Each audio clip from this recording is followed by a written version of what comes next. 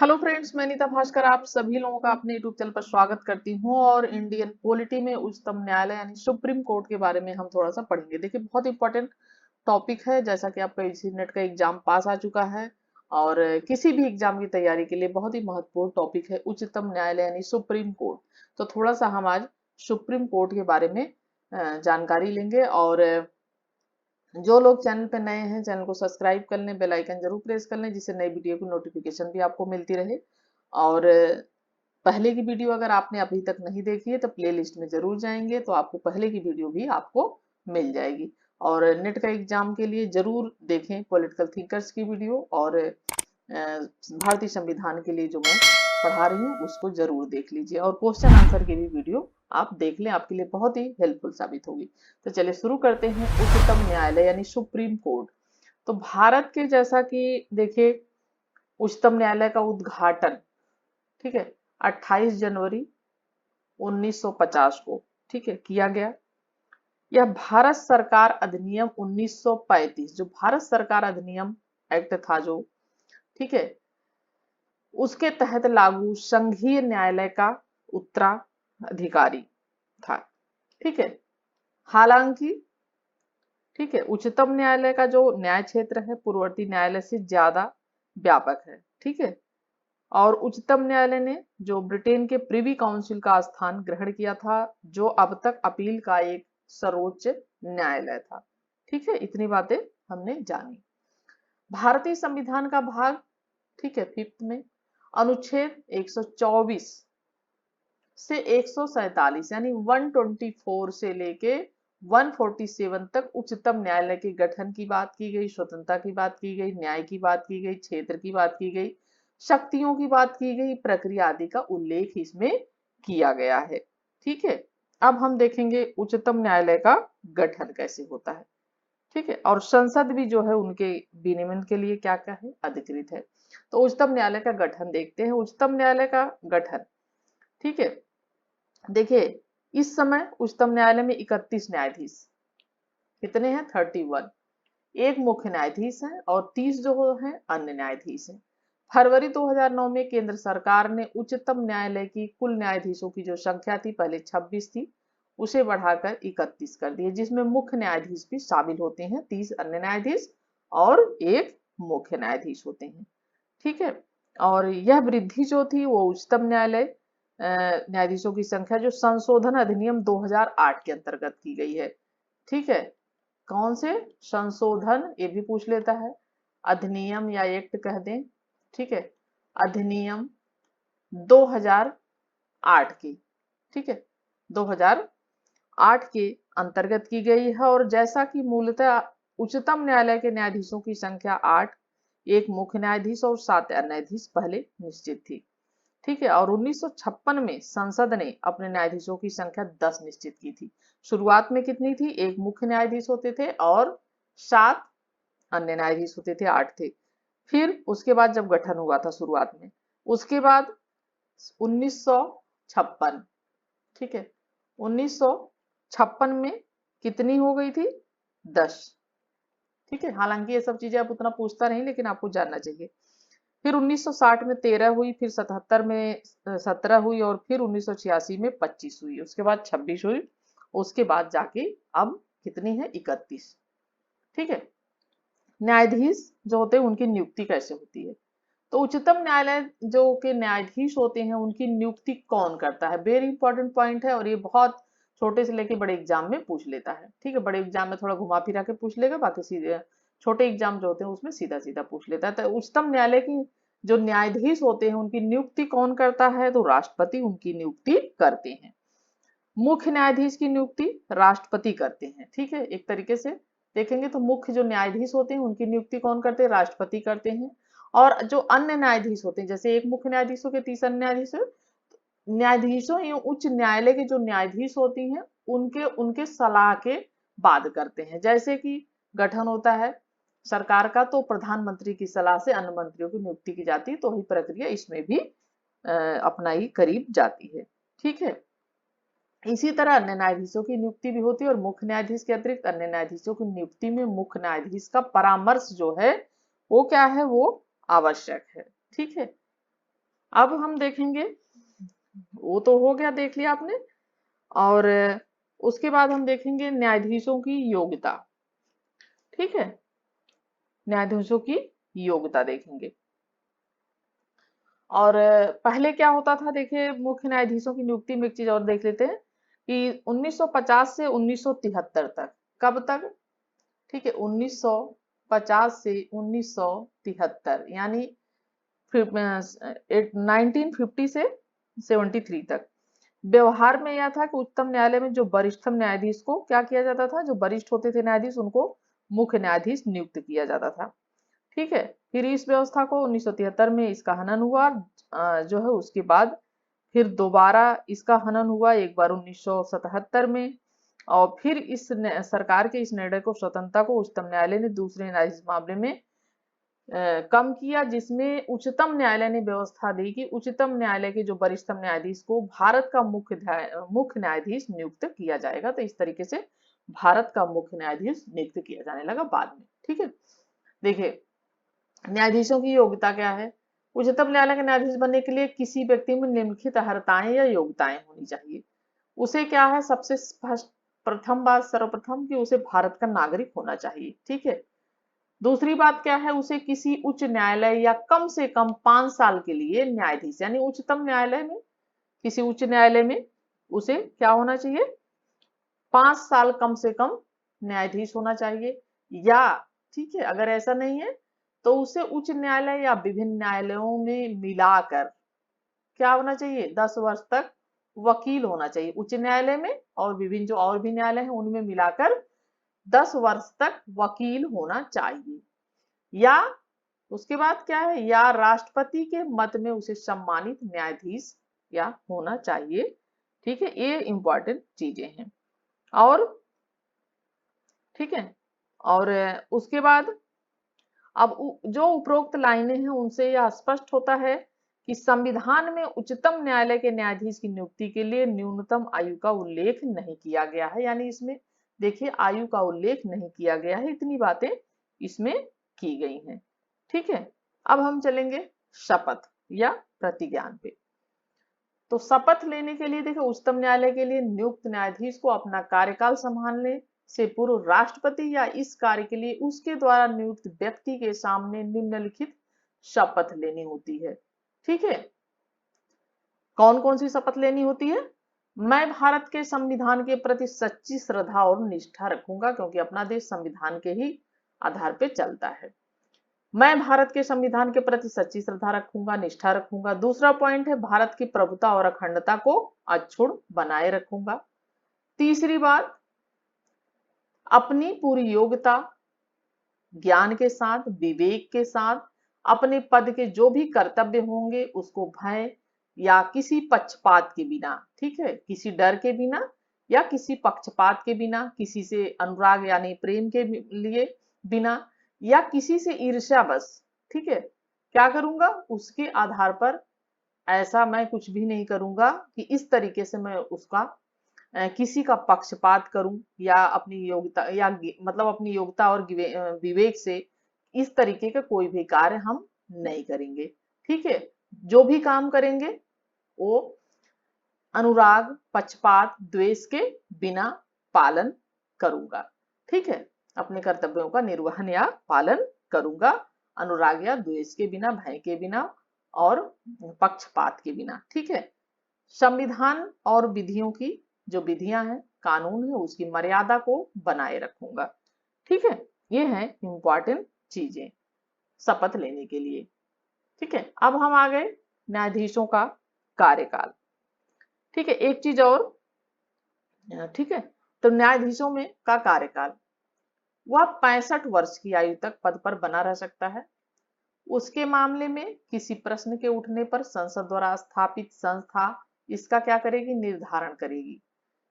दूसरा पॉइंट है, वह राष्ट्रपति को लिखित त्याग पत्र, जो इनकी आयु कितनी होती है, 65 वर्ष तक। इससे पहले वो राष्ट्रपति को त्याग पत्र दे सकते हैं, ठीक है, अपनी मर्जी से, या उन्हें महाभियोग द्वारा हटाया जा सकता है। ठीक है, दो चीजें हो सकती है, नहीं तो 65 वर्ष तक अपने पद पर बने रहते हैं। वह राष्ट्रपति को लिखित त्याग पत्र दे सकते हैं। संसद की सिफारिश पर, यदि संसद सिफारिश करती है तो राष्ट्रपति द्वारा उसे पद से हटाया जा सकता है, महाभियोग द्वारा हटाया जाता है। ठीक है, अगर ऐसा है तो न्यायाधीशों को हटाने की जो प्रक्रिया है वो देख लेते हैं। देखिए, राष्ट्रपति के आदेश द्वारा उच्चतम न्यायालय के न्यायाधीशों को उसके पद से हटाया जा सकता है। ठीक है, और राष्ट्रपति ऐसा तभी कर सकता है जब इस प्रकार हटाए जाने हेतु संसद द्वारा उसी सत्र में ऐसा संबोधन किया गया हो।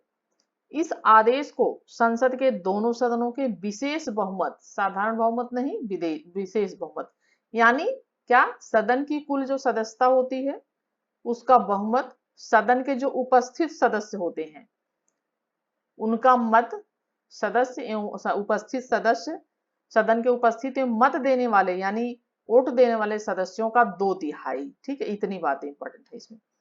का क्या होना चाहिए, उनका समर्थन प्राप्त होना चाहिए, इतना आसान उन्हें हटाना नहीं है। ठीक है, तो ये चीजें उसमें होनी चाहिए। ठीक है, तो उसे हटाने का जो समर्थन प्राप्त होना चाहिए और उसे हटाने का आधार उसका दुर्व्यवहार यानी किसी तरीके का दुर्व्यवहार किया हो या कोई कदाचार किया हो, तब उसे न्यायाधीश को हटाया जा सकता है। ठीक है, इनकी इंपॉर्टेंट चीजें। उसके बाद वेतन एवं भत्ते क्या है, तो वेतन एवं भत्ते देखिए, 2009 में मुख्य न्यायाधीश का वेतन 33,000 से बढ़ाकर कर दिया गया था कितना, ठीक है, 1 लाख। ठीक, वो प्रतिमाह और अन्य न्यायाधीशों का वेतन 30,000 रुपए प्रतिमाह से 90,000 प्रतिमाह कर दिया गया। इसके अलावा उन्हें अन्य भत्ते भी दिए जाते हैं और उन्हें निःशुल्क आवास और अन्य सुविधाएं जैसी चिकित्सा, कार, टेलीफोन आदि भी मिलती हैं। सेवानिवृत्त एवं मुख्य न्यायाधीश या अन्य न्यायाधीशों की पेंशन उनके अंतिम माह का जो वेतन होता है यानी लास्ट में जो उनको वेतन मिलता है उसका 50% है। लेकिन ये देखिए 2009 के अनुसार है और अभी उनके वेतन जो है अभी बढ़ चुके हैं, ज्यादा है। ठीक है, इनसे ज्यादा वेतन हो चुका है अभी।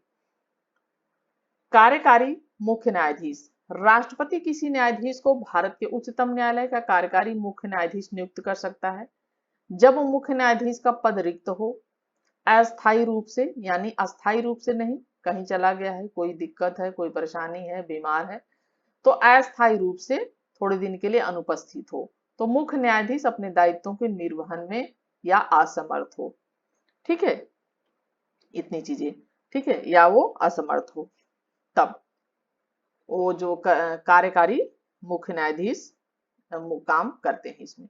ठीक है, तदर्थ न्यायाधीश, जब कभी कोरम पूरा करने में अस्थायी न्यायाधीशों की संख्या कम हो रही हो, भारत का मुख्य न्यायाधीश किसी उच्च न्यायालय के किसी न्यायाधीश को अस्थायी काल के लिए उच्चतम न्यायालय में तदर्थ न्यायाधीश नियुक्त कर सकता है। आपने तदर्थ शिक्षकों के बारे में सुना होगा, उसी तरीके से समझ लीजिए तदर्थ न्यायाधीश भी। तो तदर्थ न्यायाधीश नियुक्त कर सकता है। ठीक है, और ऐसा वह संबंधित उच्च न्यायालय के मुख्य न्यायाधीश के परामर्श, ऐसा वह कब करेगा, ऐसा वो कब करेगा, संबंधित जो उच्च न्यायालय होगा उसके मुख्य न्यायाधीश का जो परामर्श के अनुसार राष्ट्रपति के मंजूरी जरूरी है इसमें। ठीक है, ऐसा तभी कर सकते हैं जब राष्ट्रपति की मंजूरी मिले, तो राष्ट्रपति की मंजूरी भी होनी चाहिए और वो परामर्श भी होना चाहिए, उसके बाद ही मंजूरी के बाद ही कर सकता है। इस पद पर नियुक्ति व्यक्ति के पास उच्चतम न्यायालय के न्यायाधीश के लिए अर्हताएं भी होनी चाहिए, जो योग्यताएं होनी चाहिए वो उसके पास योग्यताएं होनी चाहिए, जो हमने अभी योग्यताओं की बात की थी। तदर्थ न्यायाधीश के पद पर नियुक्त होने वाले व्यक्ति को अन्य दायित्वों की तुलना में उच्चतम न्यायालय के जो न्यायाधीशों के दायित्वों को ज्यादा वरीयता देनी होगी। ठीक है, और जो सेवानिवृत्त न्यायाधीश किसी भी समय भारत का मुख्य न्यायाधीश उच्चतम न्यायालय या उच्च न्यायालय के जो सेवानिवृत्त न्यायाधीश से अल्पकाल के लिए यानी कम समय के लिए उच्चतम न्यायालय में कार्य करने का अनुरोध कर सकता है।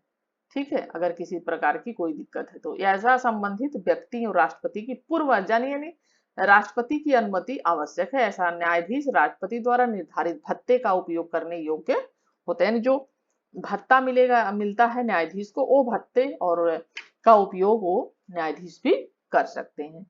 ठीक है, अब हम देखेंगे उच्चतम न्यायालय का स्थान। तो संविधान ने उच्चतम न्यायालय का स्थान दिल्ली घोषित किया। Supreme court. लेकिन मुख्य न्यायाधीश को यह अधिकार है कि उच्चतम न्यायालय का स्थान कहीं और नियुक्त कर सकते हैं, लेकिन ऐसा निर्णय राष्ट्रपति की पूर्व अनुमति के बाद ही ले सकता है। यानी राष्ट्रपति की अनुमति आवश्यक है और यह व्यवस्था वैकल्पिक है, ना कि अनिवार्य। यानी विकल्प है, अनिवार्य नहीं है, वैकल्पिक है। इसका अर्थ यह है कि कोई भी न्यायालय न तो राष्ट्रपति और न ही मुख्य न्यायाधीश को यह निर्देश दे सकता है कि उच्चतम न्यायालय की पीठ कहीं और स्थापित की जाए। ठीक है, ये चीजें इंपॉर्टेंट है। ठीक है, अब हम देखेंगे न्यायालय की जो प्रक्रिया होती है। उच्चतम न्यायालय राष्ट्रपति की मंजूरी के बाद न्यायालय की प्रक्रिया और संचालन हेतु नियम बना सकता है। ठीक है, उच्चतम न्यायालय संवैधानिक मामले जो होते हैं इन संदर्भों को राष्ट्रपति द्वारा अनुच्छेद 143 के तहत बनाया जाता है और न्यायाधीशों की पीठ 5 न्यायाधीश होते हैं उसमें द्वारा निर्णय किया जाता है। ठीक है, अन्य मामलों का जो निर्णय होता है वो कितने न्यायाधीश करते हैं? 3 न्यायाधीश इनकी पीठ करती है। ठीक है, फैसले खुले न्यायालय द्वारा जारी किए जाते हैं। सभी निर्णय बहुमत से लिए जाते हैं, यानी बहुमत होना आवश्यक है। लेकिन मत अगर भिन्नता यानी आपस में किसी प्रकार का मताविभेद हो, यानी आपस में मत नहीं मिल रहे हो, मत भिन्नता हो, तो न्यायाधीश इस असहमति का कारण भी बता सकता है। कभी कभी आपने देखा होगा बेंच बैठती है, पीठ बैठती है, लेकिन कोई भी नतीजा नहीं निकल पाता है, तो फिर उसका कारण बताया जाता है कि ये चीजें हैं इसमें और इस वजह से ऐसा हो रहा है। ठीक है, और तो ये सब चीजें इसमें होती हैं और असहमति का वो कारण बता सकता है। अब उच्चतम न्यायालय की स्वतंत्रता, देखिए भारतीय लोकतांत्रिक राज्य पद्धति में उच्चतम न्यायालय को बहुत महत्वपूर्ण भूमिका प्रदान की गई है। न्यायालय ही सब कुछ है, एक तरीके से न्यायालय से ही हम सुरक्षित हैं। यह संघीय न्यायालय याचिका के लिए सर्वोच्च न्यायालय नागरिकों के मूल अधिकारों का गारंटर कह सकते हैं। जो मौलिक अधिकार है उसका गारंटर कौन गारंटी लेता है?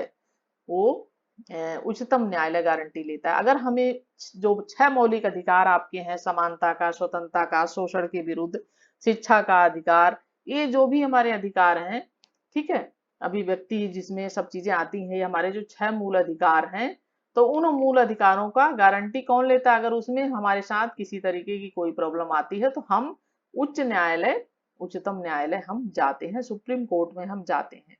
ठीक है, तो ये हमारी क्या है? अधिकारों का ये गारंटर है, मूल अधिकारों का। और इस तरह से प्रदत्त कार्य जो है करने के लिए प्रभावी स्वतंत्रता और अधिकार काफी अहम होते हैं। अगर न्यायालय स्वतंत्र नहीं होगा तो यह कार्य कैसे कर पाएगा? इसलिए न्यायालय को स्वतंत्रता प्रदान की गई है। यह अतिक्रमण, दबाव और हस्तक्षेप यानी कार्यकारिणी मंत्री की परिषद या संसद के विधानमंडल से क्या होना चाहिए? स्वतंत्र होना चाहिए। ठीक है, विधायिका से, कार्यपालिका से, न्यायपालिका को स्वतंत्र होना चाहिए और न्यायपालिका स्वतंत्र है। ठीक है, ये सब इसमें हमने इतनी चीजें, महत्वपूर्ण चीजें पढ़ी। और जो उच्चतम न्यायाधीश होते हैं न्यायालय के कार्यकाल की सुरक्षा भी उन्हें प्रदान की जाती है और सेवा शर्तें भी कुछ होती हैं। संचित निधि से जैसे व्यय है, जैसे उच्चतम न्यायालय के न्यायाधीशों के वेतन होते हैं, कार्यकालीन जो व्यय होते हैं, भत्ते होते हैं, पेंशन होती है, खर्च होते हैं, वो सब निधि पर जो है धारित होते हैं। और न्यायालयों के आचरण पर बहस नहीं हो सकती, यानी महाभियोग लगाने के अलावा, ठीक है, महाभियोग, ठीक है, महाभियोग लगाने के अलावा किसी प्रकार की न्याय जो है न्यायाधीशों के आचरण पर किसी प्रकार की कोई भी जो है बहस, इस पर संसद में या राज्य विधानमंडल में बहस पर प्रतिबंध लगाया गया है। ठीक है, सेवानिवृत्ति, जब वो सेवानिवृत्त हो जाते हैं यानी उनका खत्म हो जाता है कार्यकाल, तो उनके जो न्यायाधीशों के जो भारत में भी में कहीं भी किसी न्यायालय में कार्य करने की उनको स्वतंत्रता नहीं है। बाद में यानी वो कार्य नहीं कर सकते, ऐसा सुनिश्चित करने के लिए किया जाता है, क्योंकि यह निर्णय देते समय भविष्य का ध्यान न रखें। क्योंकि ऐसा है, ये इतने उस पे होते हैं, तो अगर हमने इन्होंने कुछ निर्णय देते समय इन्हें ये न लगे कि हाँ हम रिटायर हो जाएंगे यहाँ से, तो हम बाद में ये कर लेंगे, वो कर लेंगे, तो इस तरीके से भविष्य में किसी तरह की इस तरीके के कार्य करने की इन्हें स्वतंत्रता नहीं होती है, क्योंकि इस समय जैसे कि वो निर्णय दें तो उन्हें भविष्य का कोई भी ध्यान न हो। ठीक है, तो ये सारी इंपॉर्टेंट चीजें हैं। और न्यायाधीशों जो इनके न्याय क्षेत्र में कटौती भी नहीं की जा सकती है, और कार्यपालिका से पृथक होते हैं। जैसे संविधान निर्देश देता है कि राज्य लोक सेवाओं के क्रियान्वयन के मसले पर कार्यपालिका को न्यायपालिका से अलग करे, और इसका मतलब यह है कि कार्यकारिणी को न्यायिक शक्तियों को रखने का अधिकार नहीं है। ठीक है, और इनको अपना स्टाफ नियुक्त करने की स्वतंत्रता, जैसे भारत के मुख्य न्यायाधीश को बिना कार्यकारी के हस्तक्षेप के अधिकारी और जो कर्मचारी होती हैं उनको नियुक्त करने का अधिकार है, और उनकी सेवा शर्तों को भी वो तय कर सकते हैं। तो बहुत सारे इनके अधिकार, इनकी स्वतंत्रता है। ठीक है, और यानी सेवानिवृत्ति के बाद वकालत पे रोक, आचरण पे बहस नहीं हो सकती है, ये सब बहुत सारी इनकी चीजें हैं, अधिकार। और हम अगला पढ़ेंगे उच्चतम न्यायालय की शक्तियां क्या हैं, क्षेत्राधिकार क्या है। ठीक है, ये हम इसमें पढ़ेंगे। और कई तरीके का अधिकार हैं, और वर्गीकृत कर सकते हैं हम, जैसे मूल क्षेत्राधिकार, न्यायाधीश क्षेत्राधिकार, अपीली क्षेत्र का अधिकार, सलाहकार क्षेत्राधिकार, अभिलेखों का न्यायालय कहा जाता है, न्यायिक समीक्षा की शक्ति, अन्य शक्तियां। तो हम नेक्स्ट वीडियो जो हमारी इसकी अगली वाली होगी उसमें हम ये सारी चीजें का हम उसमें चर्चा करेंगे। और आशा करती हूँ कि वीडियो आपके लिए हेल्पफुल साबित होगी, और एक कमेंट और एक लाइक जरूर करें। और नए हैं अगर चैनल पे तो इसी बात पे सब्सक्राइब कर लें। अगर अच्छा पढ़ाया है, अच्छा लगा आपको, तो जरूर लाइक और कमेंट करिएगा। और फिर मिलती हूँ नेक्स्ट वीडियो में। Thank you for watching video.